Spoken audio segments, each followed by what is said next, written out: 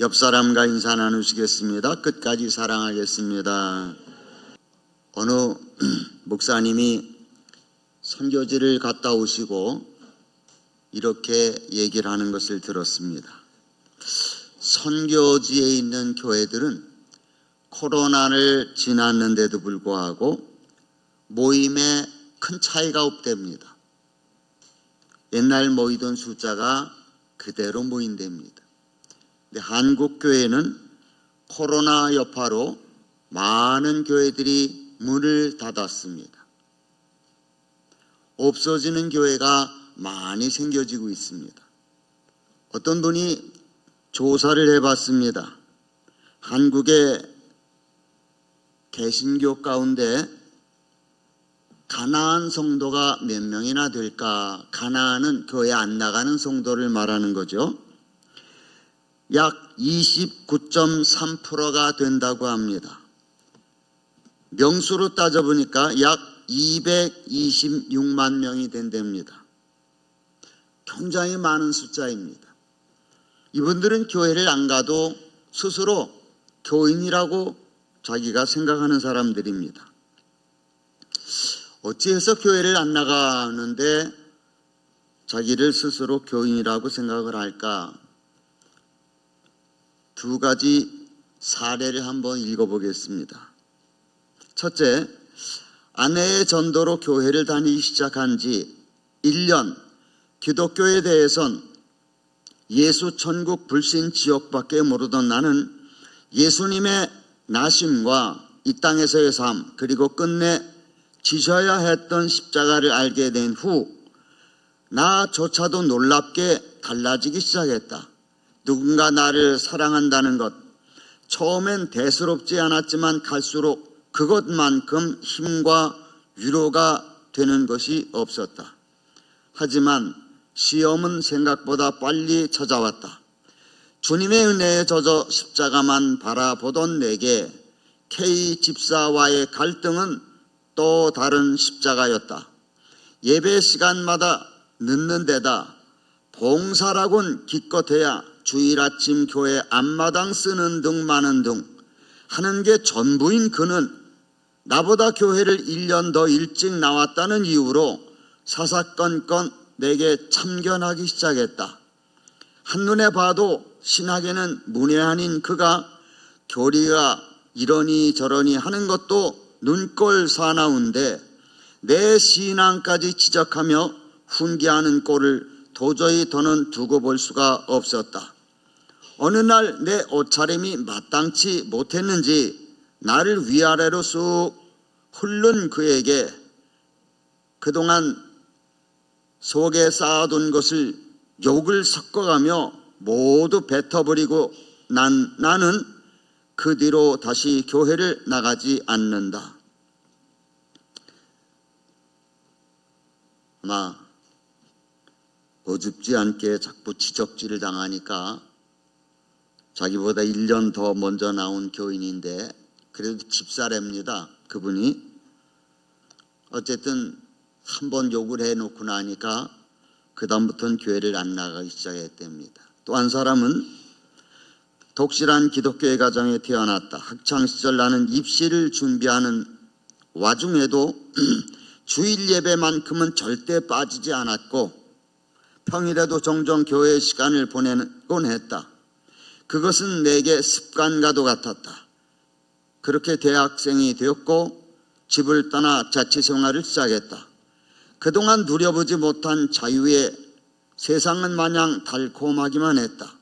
신앙에 빨간 불이 켜진 것을 직감했을 때는 그로부터 약 1년이 지난 대학교 2학년 무렵 이미 술은 너무나 당연한 것이 되어버렸고 주일에 어떤 친구와의 약속은 어느새 예배를 잊게 만들었다. 왠지 죄인이 된 것 같은 느낌, 신성한 예배당에 발을 내디딜 용기가 좀처럼 나지 않는다.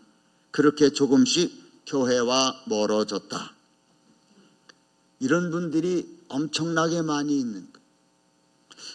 특별히 코로나 이후에 이렇게 가난한 성도가 진짜 많이 생겼어요.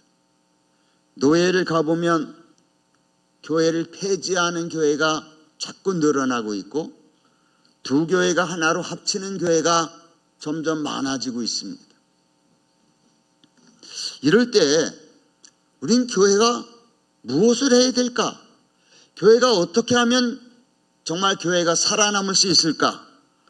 오늘 저는 말씀을 통해 이렇게 제목을 잡아봤습니다. 그리스도의 몸을 세우는 교회. 여러분, 교회는 그리스도의 몸을 세워야 될 줄로 믿습니다.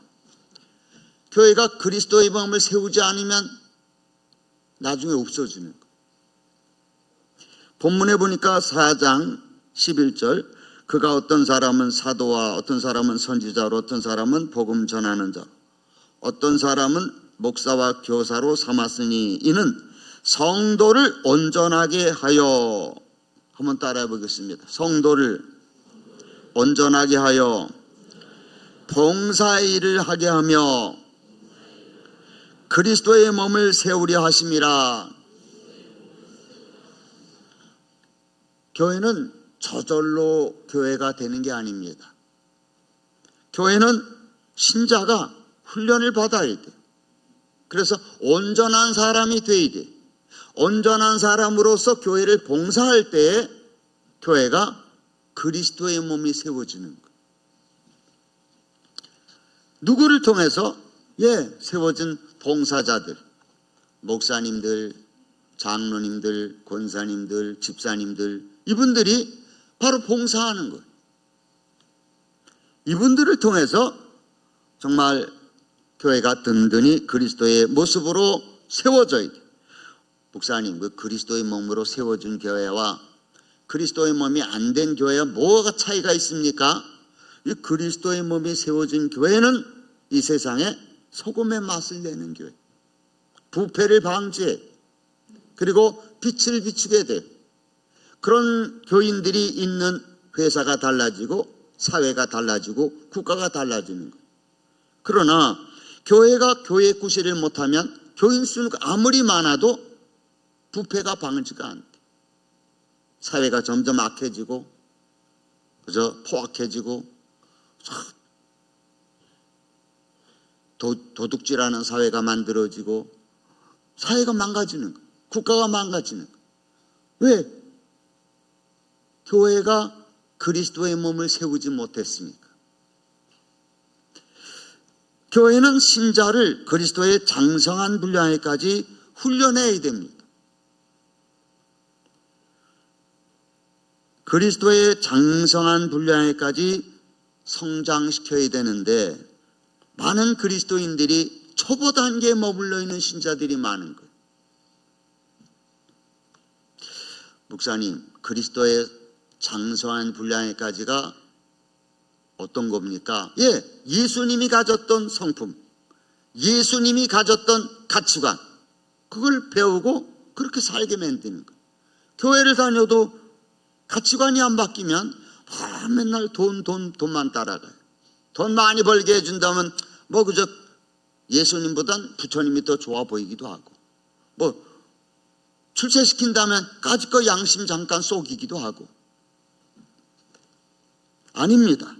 우리는 온전한 그리스도인으로 훈련을 받아서 자라나야 됩니다. 기준이 어디냐? 그리스도의 장성한 분량에까지. 그것도 너무 어렵고요. 우리 교회 장로님 정도까지 되면 안 됩니까? 아닙니다. 권사님은요? 그것도 아닙니다. 어른 목사님까지요? 그것도 아닙니다. 기준이 예수 그리스도, 그분의 장성한 분량에까지. 그러면 신앙이 자라나려면 어떤 과정이 필요하지 않습니까? 어떤 과정을 거치게 됩니까?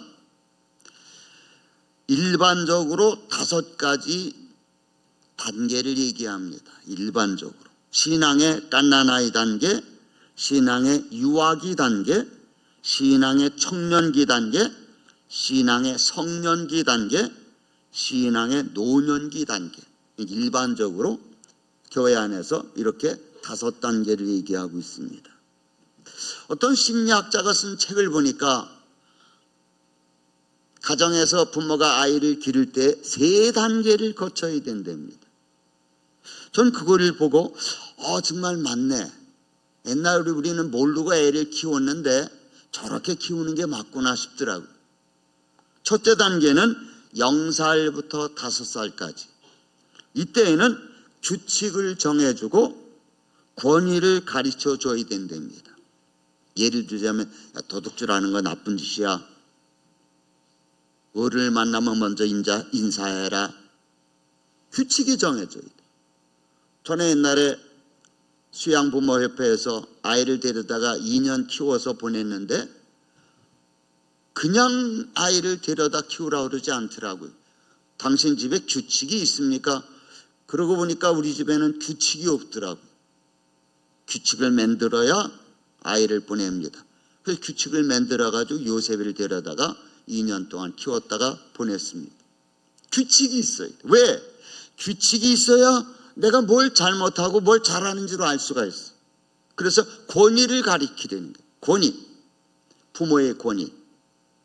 부모는 하나님으로부터 권위를 받았다. 권위를 가리켜. 그래서 규칙을 잘못하면 너 이거 잘못한 거 이거 틀렸지? 내가 얘기한 규칙에 이게 어긋나지? 잘못한 거 알아? 몰라? 알아요. 두 번째 하면 너 혼난다. 그때 매를 든다. 분명히 가르쳐주고 그 다음에 매를 들으라는 거예요. 그래야 그 아이가 어릴 때부터 규칙을 배우고 권위를 인정해 주는 거예요. 한국 사회에 요즘은 권위가 없어져 버렸어요. 가정에서의 부모의 권위가 없어지고 학교에서 선생님의 권위가 없어졌어요. 사회의 권위가 없어졌어요. 교회에도 권위를 무시하는 이런 세대가 돼가고 있어요. 그러면 나중에 다 망가지는 거예요. 두 번째는 아이를 기를 때 6살부터 12살 될 때까지 지혜로운 삶을 적용하는 단계라고 합니다. 6살부터 12살까지는 보니까 유치원 과정 그리고 초등학교 과정 12살까지. 뭘 배우느냐? 지혜로운 삶을 배우는 거예요. 어떻게 하면 내가 인간사회에 사람답게 지혜롭게 살 것인가. 배우는 거로 끝나지 않냐고 그걸 적용을 시키는 거예요. 그래서 부모들이 아이들을 데리고 그걸 잘 적용시키는 것을 가르쳐주고 보여주고 여행도 같이 하면서 지혜로운 삶을 적용하는 것을 가르쳐줘야 돼요. 그게 6살부터 12살입니다. 세 번째 단계는 13살부터 가정에서 떠날 때까지, 혼자 살 때까지. 13살이면은 중학생 아닙니까? 중학생부터 고등학교, 대학교. 그러니까 결혼해서 집을 떠날 때까지. 결혼을 안 했다 할지라도 하여튼 부모를 떠날 때까지. 이때의 단계는 혼자 할 수 있도록 내재화 시키는 단계. 내재화. 부모 없어도 혼자 잘 살아갈 수 있을 그런 단계라는 거예요. 맨날 부모를 의지하고 부모가 돈자에 살고 부모가 이래라 저래라 간섭해야 그저 발도 닦고 목욕도 하고 부모가 시키지 않으면 말하지 않으면 안 한다면 그거 어떻게 혼자 살 수 있겠어요? 어떻게 결혼해서 가정을 꾸릴 수 있겠어요? 그러니까 13살부터 집을 떠날 때까지는 내재화 단계. 그래서 아이를 기를 때는 3단계를 거친대. 듣고 보니까 참 맞는 말 같아. 야, 그렇게 우리가 아이를 키워야 되는구나. 그런데 영적으로 신자를 키울 적에는 2단계가 또 들어가는 거예요. 네 번째 단계가 뭐냐? 부모가 되는 단계.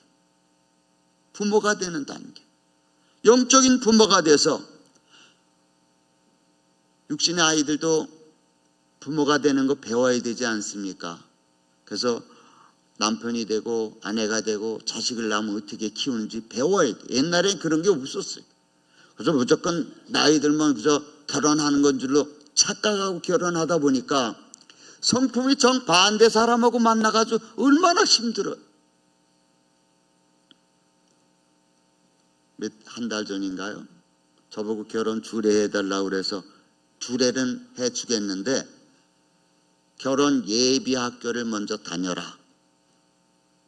그랬더니 뭐 어렵고 저렵고 안 돼. 그거 그 졸업장 수료증 가져오지 않으면 내가 주례 안 한다. 그랬더니 서울까지 가서 저 먼 데 있는 데인데 서울까지 가서 둘이 결혼 예비 학교를 다니더라. 중요합니다. 제가 아는 어떤 사람은 청년인데 뭐 복지사 뭐 이런 걸 따가지고 촌에서 열심히 일을 하더라고요. 그런데 자기 아버지를 부르는데 우리 형님이요? 아니 너네 아버지, 저는 아버지라고 안 부르고 형이라 그래요. 왜 그러니? 아버지가 못마땅한 거예요.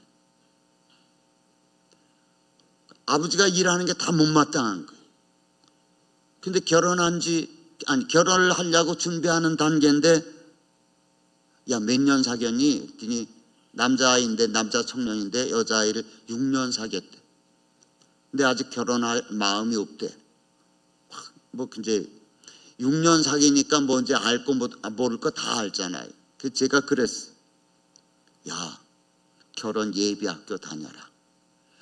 우리는 옛날에 그런 게 없어서 못 다녔는데 이게 알고 결혼을 해야지 모르고 결혼하면 얼마나 힘든지. 너 아빠 엄마처럼 돼.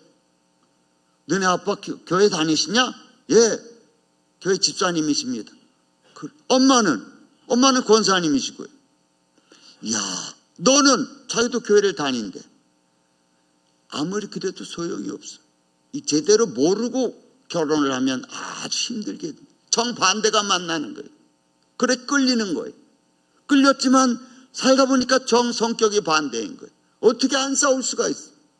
그래서 하나님이 성숙해지라고 반대를 만나게 해주는 거예요.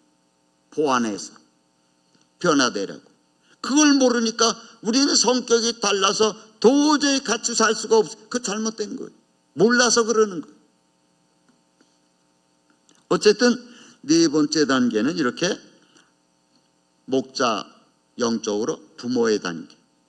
그리고 다섯 번째 단계는 할아버지 영적으로 할아버지 할머니 단계. 왜 그게 필요합니까?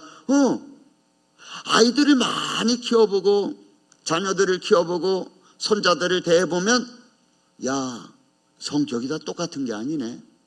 야 어쩌면 한 배에서 나왔는데 이렇게 다 다를까? 달라요. 하나님이 원하시는 게 그 다양성 속에서 하나로 딱 뭉쳐지는 거예요. 할아버지가 왜 필요합니까? 방향 제시를 해주는 거예요. 야 이렇게 살아야 돼. 이렇게 길 가야 돼. 돈만 벌다고 돈만 따라가다가 사람 무시하고 싸움하고 돈 많이 움켜쥐면 다 망가지는 거야. 할아버지가 방향 지시를 해줘요. 그래 영적 가문을 일으킬 수 있는 거예요. 교회가 마찬가지입니다. 목자 단계를 넘어서 이제 사명자 단계가 있어요. 사명자는 목장의 목자들을 잘하고 계십니다. 목장끼리 화합을 해야 됩니다. 영적 가문을 일으킬 수 있는 게 그게 사명자의 단계. 이렇게 교회의 신자들은 훈련을 받아서 정말 5단계를 거치면서 성숙해져 가야 되는데 성숙이 안 되면 어려움이 생깁니다. 어떤 분이 도표를 그렸는데 인간의 육적인 성장은 곡선을 이렇게 그립니다. 20대, 30대, 30대에서 40대까지가 제일 성장이 꼭대기까지 올라갑니다. 그 다음에 40대를 지나면서 50대, 60대는 점점 이제 늙어가는 거죠. 힘이 없어지고. 그래서 이제 돌아가시게 되는 거죠. 그러나 이 성품의 성숙 단계는 처음서부터 끝까지 쭉 올라가는 거죠. 쭉 이렇게 곡선을 이렇게 완만한 곡선을 그리면서 쭉 올라가는, 죽을 때까지 성숙해지는 거예요. 사도 바울도 그러잖아요. 겉사람은 후패하나 속은 날로 새로워지는도다. 맞아요. 새로워져요. 그래서 우리는 교회 어린 신자들을 붙들고 성숙시키기 위해서 해야 돼요. 성숙시키지 않으면 각 단계마다 어려움을 만날 수 있어요. 예를 들자면 신자 단계 매우 중요합니다. 예수 이제 간 믿어가지고 믿음이 뭔지, 믿음 위에 어떻게 덕을 실천해야 되는지 배워야 돼. 그런데 계속 거기만 머무르다 보면 어떤 현상이 일어나느냐? 하나님을 두려워하지 않게 됩니다. 또 죄를 적당하게 합리화시킵니다. 아나니아와 삽비라가 그런 사람들이었어요.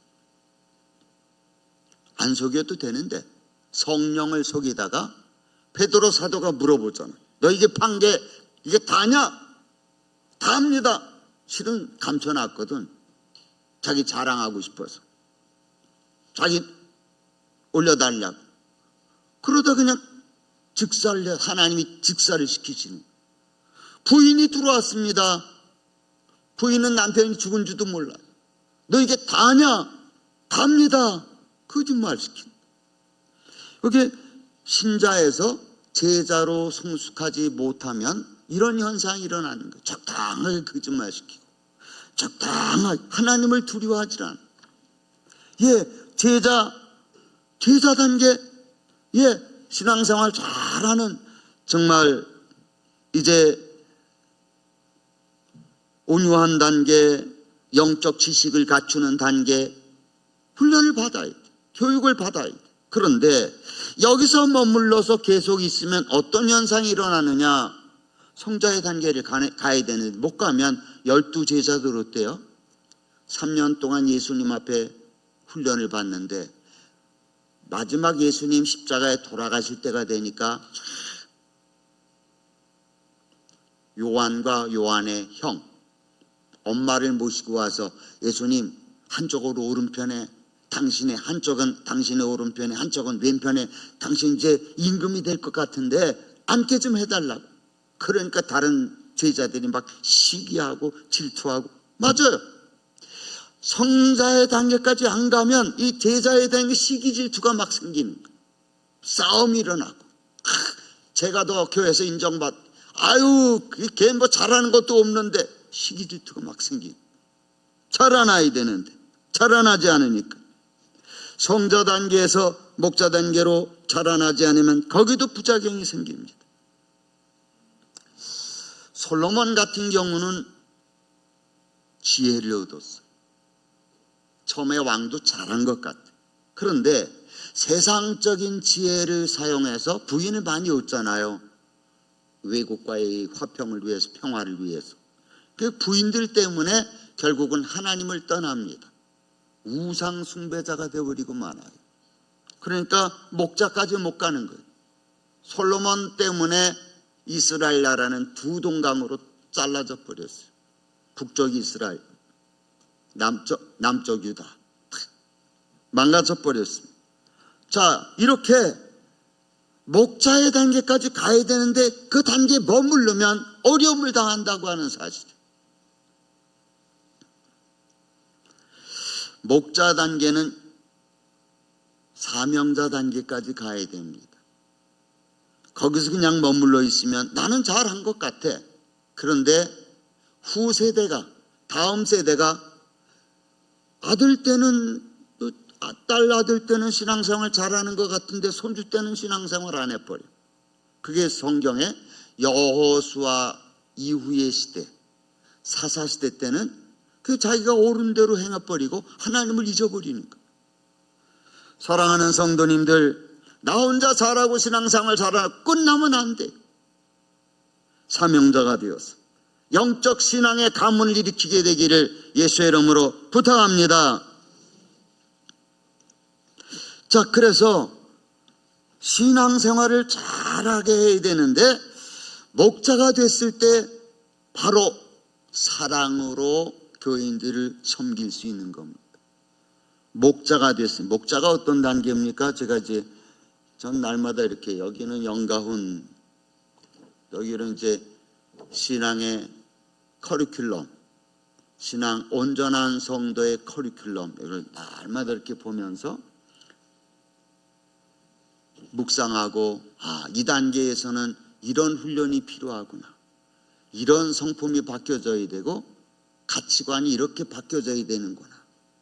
목자라면 이걸 늘 묵상해야 돼. 어린 신자가 왔으면 적어도 3년 만에 내가 저 사람을 영적으로 키워서 목자를 만들어야지. 사명자까지 가게 해야지. 근데 목자 단계를 보니까, 여기 목자 보니까 성령의 인도를 받고 사랑으로 제자도를 실천해서 의를 위해서 박해를 받는 태도가 나타납니다. 그 태도를 가지고 원수를 사랑하며 박해자를 위해 기도하고 사랑의 성품이 만들어져서 축복의 통로가 되는 것. 이거 목자 단계. 목자는 사랑으로 일해야 돼. 성경 본문에 보니까 그렇게 나와 있지 않습니까? 15절에 오직 사랑 안에서 참된 것을 하여 범사에 그에게까지 자랄지라. 또 16절 끝부분에 보니까 그 몸을 자라게 하며 사랑 안에서 스스로 세우느니라. 사랑으로 해야 돼. 나를 힘들게 하고 나를 어렵게 하고 그래도 사랑으로 해야 돼. 예수님 그렇게 하셨잖아요. 가룟 유다에게 뺨을 때렸던가요? 가룟 유다? 아니잖아요. 끝까지 인정해주고 끝까지 다시 한번 기회를 주고, 예수님처럼 사랑으로 해야 돼. 요한계시록에 보니까 예수님이 7개 교회에 편지를 보내라고 합니다. 에베소 교회 목자에게, 에베소 교회 사자에게 편지한다. 에베소 교회는 잘한 것들이 많아서 칭찬들이 있었어요. 야, 거짓 선생들을 분별해서 쫓아낸 거 잘했다. 열심히 일한 거 잘했다. 그런데 처음 사랑을 잃어버렸구나. 네가 회개하여 처음 사랑을 회복지 아니하면 내가 촛대를 옮겨버리리라. 촛대는 교회를 말하는데 교회가 없어진다는 얘기. 신앙생활을 오래 하다 보면 사랑을 잊어버릴 수가 있어요. 의무감으로. 그러면 하나님이 촛대를 옮겨버립니다. 교회에서 목자가 사랑으로 끝까지 정말 어린 신자들을 키워내야 돼. 사도 바울은 말하잖아요. 갈라디아 교회가 막 이단에게 막 넘어갈 것 같으니까 갈라디아 교회 안타까운 마음으로 내가 너희를 위하여 다시 해산하는 수고를 더하여야 되겠다. 육신의 아이도 아이 낳으려면 10개월을 이렇게 배워서 얼마나 고생을 합니까? 입덧도 하고 어려움도 많죠. 그다음 애 순산이 얼마나 어렵고 힘들어. 해산하는 고통을 통해서 아이가 낳잖아요. 근데 이 육신의 아이만 그런 게 아니라는 거예요. 바울이 말하기를 갈라디아 교인들아 너희가 속히 이렇게 예수님을 떠나는 게 참 너무 이상하구나. 다른 교훈은 없어. 다른 신앙은 없는 거야. 내가 다시 한번 너희들을 위해 해산하는 수고를 더 해야 되겠다. 맞아요. 목자 쉽게 하는 거 아닙니다. 저절로 되는 거 아닙니다. 해산하는 수고를 통해 영적인 갓난아이가 출생하고 자라나가고 점점점 성숙해 가는 거예요. 그게 목자입니다.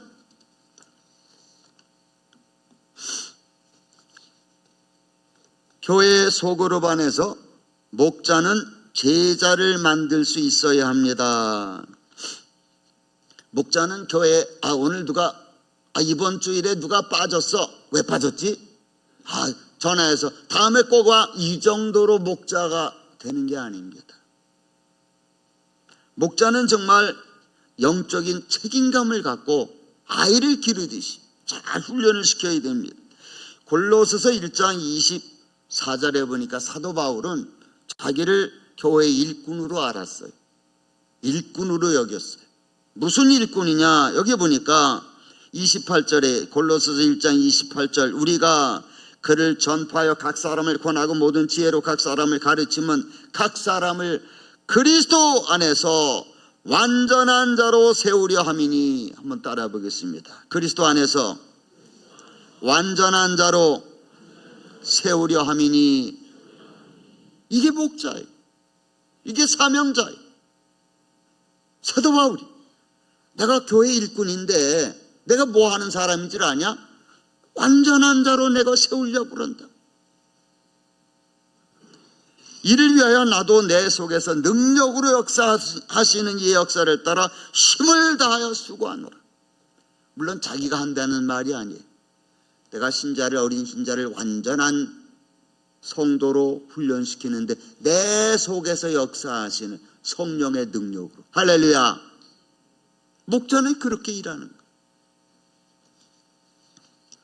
목자는 목장 안에서 신자를 제자로, 성자로, 목자로 키워낼 수 있어요.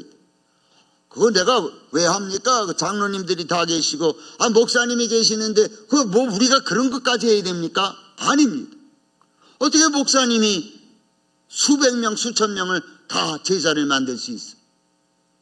목사님은 장로님들만 잘 예수 제자로 성숙하도록 끌고 가면 되고 그 밑에 분들은 또 이렇게 나누어서 목장별로 10명, 8명 그분들을 책임지는 거.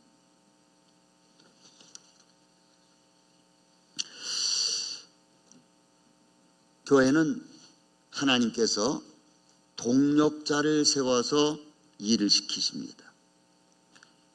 목사님, 장로님, 권사님, 우리 목장의 목자, 하나님의 동력자입니다. 예, 부모들, 육신의 부모들 하나님의 동력자입니다. 부모가 애들 책임 안 지면 어떻게 했어요?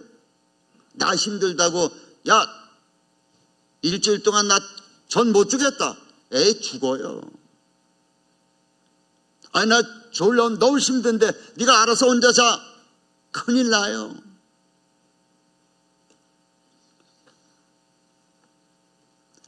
아이를 기를 때 정말 애쓰고 수고해서 자녀를 키우게 되는데 목자 마찬가지입니다.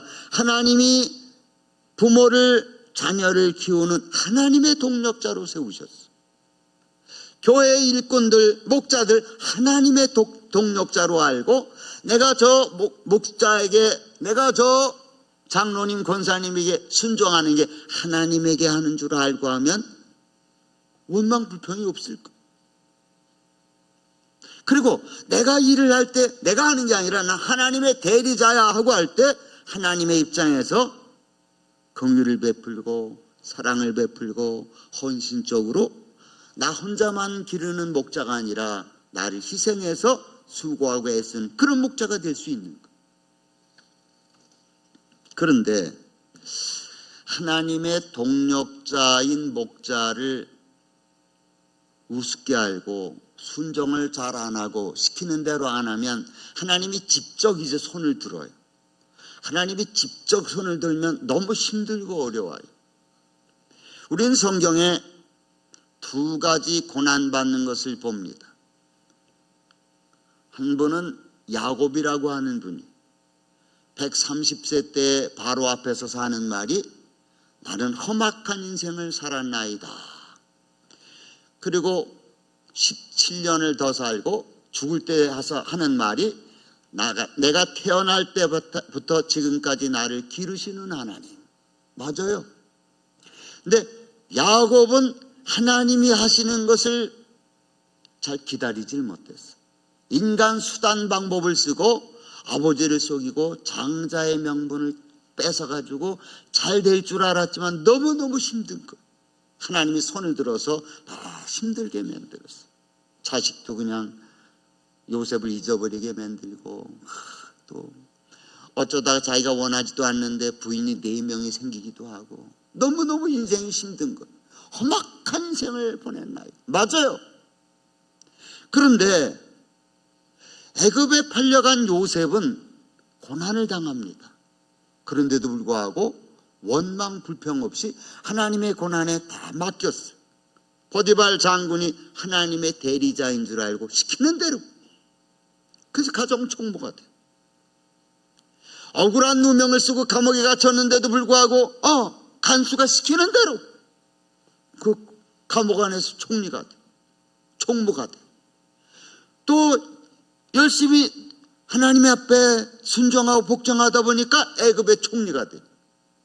자기 온 가족을 먹여 살리는 이런 요셉이 되는 이 축복이 뭔가 봤더니 원망 불평이 없이 하나님의 대리자구나. 내가 저분의 말을 통해서 내가 성숙되어야 되는구나. 훈련 받아야 되는구나. 그래서 위대하게 쓰임을 받는 거예요. 교회의 하나님의 대리자 목자입니다. 목사님이십니다. 장로님, 권사님, 직분자들입니다. 하나님의 대리자인 줄 알고 순종하면 인생이 험악한 인생을 살지 않아도 돼요. 잘 성숙해 갑니다. 그분들은 경험이 많기 때문에 잘 가르쳐 줄 수가 있어요. 마치 부모처럼. 그걸 마다하고 그 훈련을 싫다하고 여기저기로 도망가 버리면 너무 힘들고 어렵게 되는. 하나님 그때 직접 손을 대요. 그러면 정말 혼이 나는 거예요. 야, 죽을 뻔했다. 야, 너무 힘들다. 안 그래도 되는데.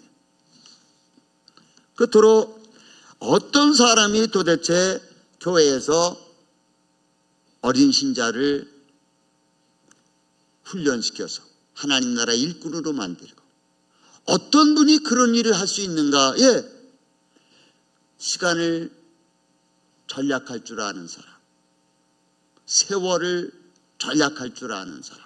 성경에 그렇게 나와 있어요. 세월을 아끼라, 때가 악하니라. 그러므로 어리석은 자가 되지 말고 오직 주의 뜻이 무엇인가 이해하라. 술 취하지 말라. 이는 방탕한 것이니 오직 성령으로 충만을 받으라. 미련한 사람은 교회 생활하는데 너무 바빠요. 제자 훈련 바빠서 못해요. 신자들을 좀 책임지. 난 너무너무. 왜 그럴까요? 사탄이 바쁘게 만드는 거예요. 영적인 일 못하게 일부러 사탄이 막 꼬이게 만들어요. 힘들게 만들어요. 속지 마세요. 골로새서 4장 5절에 보니까 외인에게 대해서는 지혜로 행하여 세월을 아끼라. 세월을 아낄 줄 알아야 돼. 안 믿는 사람에게는 좀 취소해. 전략 내 세월을 아껴야 돼. 안 만나주고. 그거보다 더 중요한 게 교회 일인데. 그런데 오라는데 다 가고 놀러 가자는데 다 놀러 가고 동창회 다 모이고 이것저것 다 하고 언제 시간이 나겠어. 마귀에게 속는 거예요. 바쁘게 만들었어. 나중에 주님 앞에 가다 보니까 영적 자녀가 하나도 없어. 다 열심히 산 것 같은데 교회를 다닌다고 열심히 직분도 있고 열심히 뭐 한다고 했는데 나중에 불의 공력이 나타났는데 보니까 다 불타서 없어져 버려. 면류관이 하나도 없는 거예요. 인생을 헛산 거지. 사랑하는 성도님, 세월을 아끼시기를 바랍니다. 딴 것에 시간 뺏기지 마세요. 강아지 키우는 거, 뭐 강아지 키우는 게 나쁜 건 아닐 겁니다. 그러나 영적인 일이 더 중요하다면 포기할 수 있어요.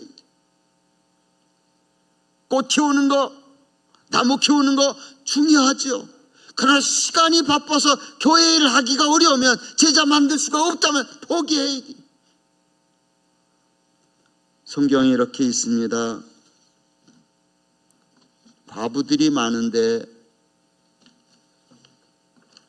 남편이 없으니까 시간이 얼마나 자유스럽겠어요. 성경에 얘기하는 겁니다. 야, 과부를 따져가서 도와줘라. 따져서 도와줘라. 과부 가운데 향락을 즐기는 사람은 살았다 하나 그 사람은 실제는 죽은 자다. 그런 사람은 도와줄 필요가 없다. 맞습니다. 향락을 좋아하고 놀기 좋아하는 사람은 시간이 남아 돌질 않아요. 여기저기 너무 바쁜 거지. 사랑하는 성도님들, 신앙생활 했습니까? 성숙해지기를 바랍니다. 온전한 신자가 될 수 있기를 바랍니다. 영적 자녀를 키우는 축복을 받으시기 바랍니다. 주님 앞에 섰을 때 사도 바울이 말한 것처럼, 야 데살로니가 교인들아, 너희야말로 하나님 앞에서 나의 면류관이요 나의 자랑이다. 그런 정말 영적 자녀들을 하나님 앞에 키워서 주님의 심판대 앞에 섰을 때 사랑의 면류관, 영광의 면류관 다 받게 되기를 예수의 이름으로 축원합니다. 기도하겠습니다. 하나님 아버지 감사합니다. 저희에게 믿음을 주시어서 신앙생활하게 주시니 감사합니다. 아버지 하나님, 어린아이 갓난아이 수준에 머무르지 않게 하여 주시옵시고 정말 신앙이 자라나도록 축복해 주시어서 사랑으로 헌신으로 어린 신자들을 섬길 수 있도록 축복해 주시옵소서. 예수 그리스도의 이름으로 기도드리옵나이다. 아멘.